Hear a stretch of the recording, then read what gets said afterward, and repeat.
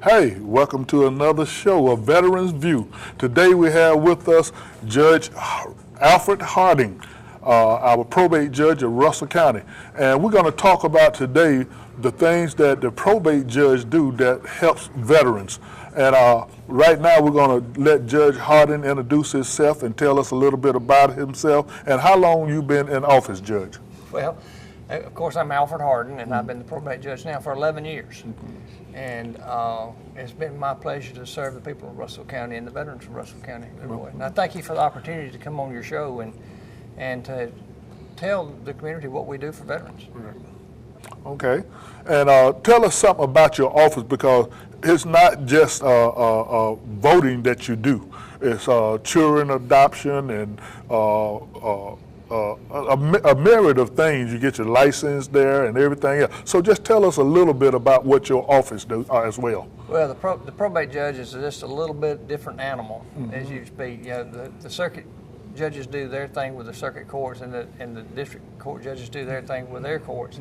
But when I finish with court, we go to another area, because a lot of people don't realize that we house all the records for Russell County back to 1835. I have the original land documents in my office, and it can show where the Creek Indian Nation's lands were taken and given by President Martin Van Buren to white settlers at the time. On top of that, we house all the records when it comes to your marriage, going back to when the county was formed. We deal with all the estates. When someone loses a loved one, we deal with their estate matters. We deal with adoptions. We deal with guardian and conservatorships. When you have a loved one who, for whatever reason, maybe it's Alzheimer's or dementia or just old age, can't make those decisions for themselves any longer, we decide who cares for them. Okay. And the greatest thing about what my job is when we do adoptions, when we're able to take a child, especially when it comes from a bad situation, and we're able to give that child a good home, it's a wonderful part of my job. Okay. Then we switch hats again. Okay. Because we do all of the licenses for the county. The business license, the marriage license, driver's license, fishing license, hunting license, all of those licenses, and we do all the corporations that are formed in the county. Okay, just a one-stop shop. One-stop shop. Well, and then you now we deal with veterans, and that's one of the things I wanted to hit on, is because like myself, when I got retired from the military, I went to the probate judge office and filed my DD-214, so that if I ever lose one, I can go get a certified copy from the probate judge office. And a lot of veterans don't know that that's the first thing they should do when they get out or retire, is come and make that an official public record. That's correct. So that if they ever lose it, they can always get it. And a certified copy is as good as the original. Yes. So, because when we certified that we had an original. Okay. And that copy was made from that original. A lot of veterans, especially older veterans, don't realize, because in the older days, back after World War II, the Department of the Army and the Navy and the Air Force, they sent the DD-214 automatically during those times to the county of record of residence. And that ceased many, many years ago. So the veteran needs to bring in that DD-214 to us. We record it, doesn't cost them a dime. We house it, and we'll give them a certified copy whenever they need it for free. Yeah, that is great, and I hope the veterans out there are listening, because this is great information that we need to know. And the other part that you cover, and that's coming up pretty soon, is elections. Now, as we was talking earlier, you're talking about special election, but just regular elections, and how you have to travel around the county coming up to election day, during election day, and after election day, certification. Tell us a little bit about that. Well, our process starts many, many months prior to the election. We get notification from the Secretary of State that we're holding an election, what the election is going to be about. Of course, we already generally know about that. And then we start our planning then. I say myself, the sheriff, and Miss Kathy Coulter, we're the ones who decide who works in the polls. So we have to get 119 poll workers together. We have to train them. We have to do the ballots, and we have to certify the ballots, make sure that they're right, and so they're going to the right place. And then we have to get them to all the 17 polling places, as well as maintain 22 voting machines. Right. And we have help with that because Mr. Rusty Robinson with the Sheriff's Department, he helps us maintain our machines. But they have to be checked, they have to be tested. We have to train our poll workers. That's one thing I'd like to take advantage of this little bit of time that we have here is that I'd like to invite anyone who's interested in working in the polls. The pay is terrible. It's a long day. Right. But it's a community service and a civil service that they can do. And a lot of our poll workers are reaching that age where they would like to step down, but they don't want to because they don't have anyone to step in their place. And we need some younger bodies in our poll. And I was going to mention that, ask you about that. How do you become a poll worker? And I'm glad you said it. And maybe we can reach out to, we have a lot of veterans that do volunteer work with Boy Scouts, Girl Scout, American Legion, Disabled American Veterans. And I think that I want to send this out to them, challenging them to come and see you about doing volunteer and working with the poll. Get involved in the community. And so I want to send that challenge out to our veterans to come out and be a part of the process. Well, and that's the thing about it is we are a great nation because of this voting process. We are a great nation because of the people who've defended that right that we have to vote. And that's what I tell people. I say, my grandfather said you don't have a right to gripe if you don't vote. Right. And the only way that we can get that right out to everyone is to be prepared at the polling places, make sure everything's done and everything needs to be done, and that the people are informed. Well, that's great. And one of the other things that I wanted to talk about, dive into a little deeper, is the adoption, because I went through the process when my daughter went to deployed to Iraq, and I just wanted to make sure that while she was gone, that I had total custody of my two granddaughters, and I didn't want to chance it that something could happen while she was gone, and she left them in my custody, me and my wife. So we adopted, came to you, and we adopted our two granddaughters. And I want the veterans to understand that that's not a hard process, but they need to come and get a little information before they start the process as far as getting an attorney and stuff of that nature. Our doors are always open. I try to prepare the adopting parents to know what they're going to go through. We try to make it as easy as possible because when those folks come to me, then they want an easy process. Right. They want to know what they've got to do, and hopefully I can prepare them so that when they go to the attorney, they've got what they need, they know what they need, and it's a pretty slick process for them if they do that. I don't suggest that people try to do adoptions on their own. Right. Because if you misstep, then they can be overturned down the road. If you do it right and you have an attorney who helps you, then once that's done, and once the 14 days has passed when I allow the adoption to take place, then nobody can undo that adoption. Right. And you have to remember that the child is a child, and they don't have a say in this process. So you owe it to them to do it right the first time. Okay. And you mentioned a Catholic cutter earlier that helps you. Everybody knows who the sheriff is. Tell them who Kathy is. So Kathy is our circuit court clerk, and she serves with the sheriff and I to help make sure. She handles all the absentee balloting, and I'm glad you said something about that. We have a lot of disabled veterans that can't stand in line for a long period of time. We try to accommodate that at the polls.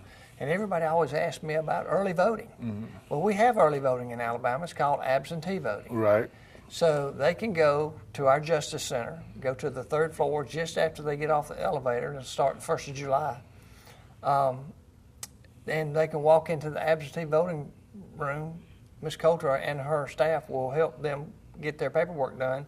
They fill out their ballot and they vote right then. Okay, that's great. And that's great information for not just for veterans, but for everybody in the community, because you may be getting ready to make a trip overseas and you want to vote before that.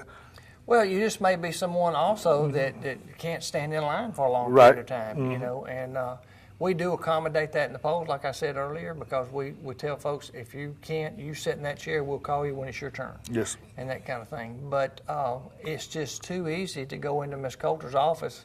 You go up an elevator, You get off, you walk about 15 steps, and you're right there at the absentee voting. That is great. Now, this is what I want to talk about because I'm involved with Veterans Court as well and a lot of other things in the community, and we do take care of our veterans. And I tell everybody that I'm proud of all of our judges, our sheriff, and everybody that I come in contact with trying to help veterans.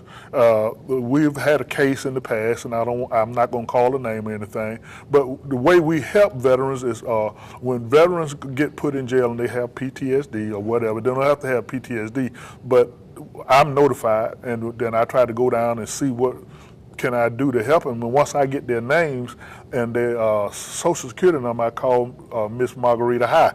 She's our Justice Outreach social worker with the Department of Veteran Affairs, Tuskegee. And I give her their names, and she goes into the VA computer and see if they're already in the system, what their conditions are, if they got PTSD or TBI, brain damage. And then we try our best to get them in Veterans Court. And if we can get them in Veterans Court, then of course we have to get them in a treatment program as well. And once we get them in a treatment program and Judge Johnson accepts them in the Veterans Court, then they have to complete that treatment course and complete follow-up. And once they do all of those things, those charges can be dismissed, but they have to plead guilty to those charges. But one of the things that I'm trying to lead into is that we've had incidents where a veteran with PTSD may get drunk or overdo his meds and have a fight with his spouse or his family. And we have to do, we had at one time had to do emergency committal, and the wife signed the papers. And that's the good thing about knowing the probate judge. He looks out for the best interests of that individual, not just because the wife said do this, but hey, I need to know the facts, what happened. And that's where you play an important role, because once you do make that emergency committal, the sheriff will transport them to the VA hospital. That's right. And so tell us a little bit about that process. Well, the one thing that we didn't mention, or I didn't mention about what we do in probate court, is we're in charge of all those who are mentally ill in the county. And that's whether we know they're mentally ill or we have to pick them up because they've done something. And I'm very proud that we've been able to work with VA very, very closely, because once I determined that I think that they need to be committed, and I know that they're a veteran, I have a wonderful, wonderful staff with the Russell County Mental Health and with the state mental health, but those folks just simply don't know how to handle some of the veterans' issues. PTSD and things that when a warrior comes back from the war. Right. So they are better served by going to a VA facility. We can facilitate that, and we're allowed under the law that I can commit them directly to the VA hospital. I think that's better for the veteran because I think those people know how to handle a veteran's situation better than a civilian would, especially if it's someone who has never been in the military and they're trying to handle a military person. They also know of other programs that veteran may be a candidate for that my civilian population would not know. Right. But we do that, and the sheriff transport, there's no cost of any of that to the family whatsoever. And we've had great success with that program. And we should have, and everyone that you have helped me with, I go and visit them on my own, because I chose to do a volunteer work and do this, and I really go out and visit them. I've had to go to Montgomery to visit one that we did an involuntary committal on, and he's doing great now. And his family is so happy that we was able to do that for them. And we just have these kind of incidents that pops up all the time, not all the time, but sometimes. And as we grow, our community grow, we have more veterans and families to move into our area.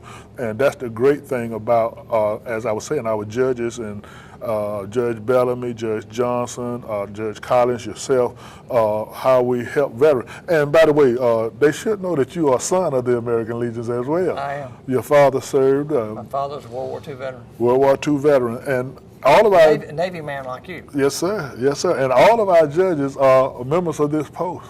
So that's another good thing. They have served their country too. And we are thankful for that. Is there anything else you'd like to tell us about anything coming up, like voting, things that we need to prepare for? Because we know we got the special election coming up. And then 18, we got midterms, stuff like that. So anything you want to tell us about? 18s, we'll have the midterm elections, but we'll also have the gubernatorial elections. We'll have some House seats that'll be up. And of course, the senatorial seats will be up at that time. Most of your local races will be up. I'm running again in 2018. I hope all your veterans can support me. Well, we like what you're doing, so keep doing what you're doing. I appreciate that. What I'd like to get your veterans to do is to help people and urge people to register to vote. You would be surprised how many people are not registered, and it's so easy now, Leroy, it's not even funny. They can come into my office, we'll do it right there. They can go upstairs in the courthouse to the registrar's office, or they can do it from their smartphone. Right. You register, and they'll send you a form that says that you're registered to vote. This is where you live, this is where you'll vote. It's just too easy, because that's what makes our country tick, is that right to vote. Well, as you know, the American Legion is the largest wartime veterans organization in the country. I say the world because we're everywhere. But one of our duties, our preamble, is to register people to vote. And we do have registration forms here. So if veterans, you want to come by here, you know. And then, of course, we're planning on having another debate.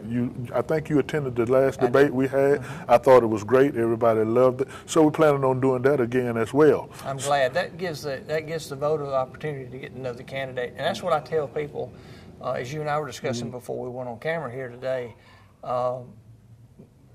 this new special election. This is a great opportunity, especially for young voters, to do research on the candidates and to see which candidate, in my opinion, I look for the candidate that will best serve our community, one that would best serve my family. If I were in business here, one that would best serve my family's business. One that mirrors your needs and what your family's beliefs are. This is a great opportunity to do this, because we'll have that election on August 15th. That's a primary election. Right. There will be one little thing different this year, because they just passed a new bill that said if you vote Democrat in the primary, you have to vote Democrat in the runoff. If you vote Republican in the primary, you have to vote Republican in the runoff. Then you can vote for either party in December. Right. And that's going to be a little challenge to my folks, but this will be a wonderful opportunity for a new voter to get their feet wet without having to go through 45 candidates, right. You know, that kind of thing. But, you know, we do some other things for veterans. Okay. You know, of course, we give all the DD-214 certified copies for free. Right. All of that.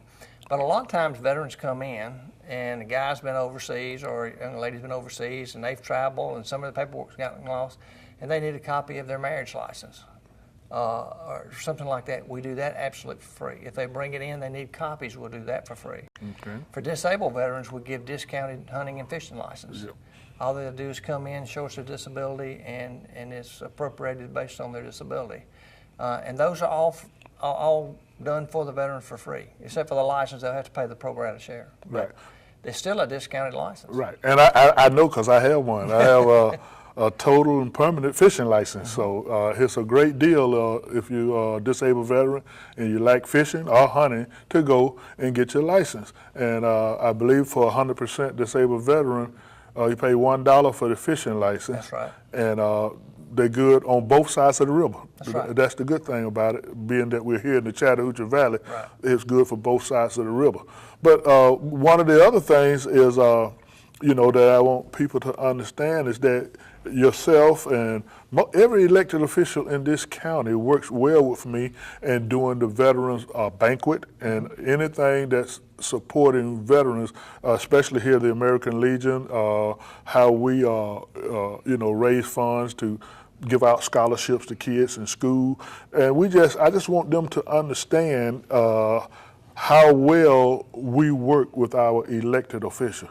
Oh, absolutely. We couldn't ask for I talked with other probate judges around the state. They don't have the cooperation from some of the other posts that we have with you guys. Right. They don't have the activity that you have at your post. I'm very proud to be a part of this. I learned the value of a veteran growing up. I mean, my father served in World War II, and I lost uncles in Normandy. And so I know that if it hadn't been for the folks like yourself who were willing to give up a normal life, and I hate to say that, but a normal life for military life, and that sacrifice, that we wouldn't have the privileges we have today. But I can't speak for everyone, but I think I can speak for our judges. We're very proud of the relationship that we have with you and this post and the veterans of our county. Well, and we are proud that you guys don't think it was robbery to work with us so that we can build a better relationship with the veterans in our community and with the judges and their staff, because if we don't have a good relationship with you, we definitely can't have one with your staff. And when you guys are out of pockets, your staff work with us as well. So we're very happy for that, and we're glad that we're able to let the veterans and the citizens know, because it's not just the veterans, it's their wives, their children, their uncles, and their aunts. Whatever we do, it affects the community. And I tell people, I can't help a veteran unless I'm helping the community. So whatever we do, it's benefit to the community. Well, you see, a lot of times we deal with, and I have when a young person is getting ready to go overseas, whether they come in and get my advice about a will. And should they do a will, and why they should do a will, and how it should be handled. Should they go to JAG to do it, or should they go to a private attorney, which that's their own call. Right. But that is a great gift that a family member can get their other family members, especially a veteran, because a person going into action you don't know. Right.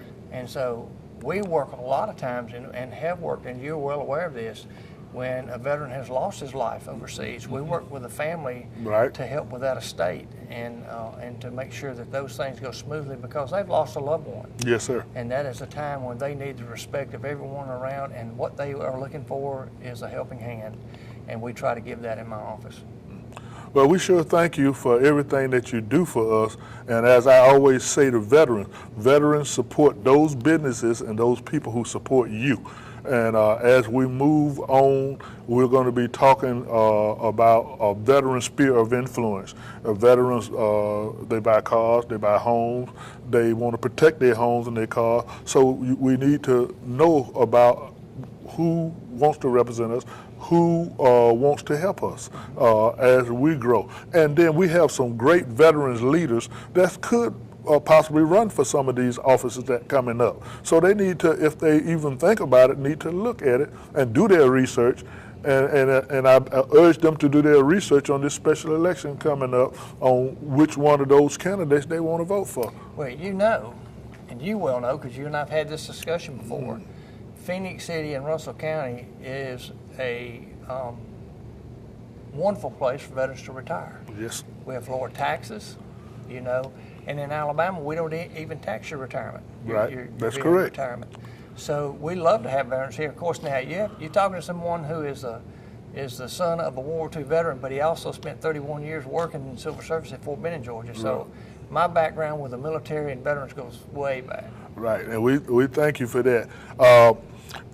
And I want to tell you now, that the next program that we will be filming, we will be talking about some grants for veterans. So we have one of our banks, and I'm not going to tell you the name of the bank right now, but we do have one of our banks that want to do some community improvement, give back. So they have went and found over $1 million worth of grants that we can write and help veterans. But I'm not going to tell you, you're going to have to tune in the next time in order to find out this information, and we will have the bank representative here, and we will talk about those grants that's going to be coming available for veterans can do some work on their homes, especially those veterans who are hurting for cash can apply for these grants to do some repair work to their home.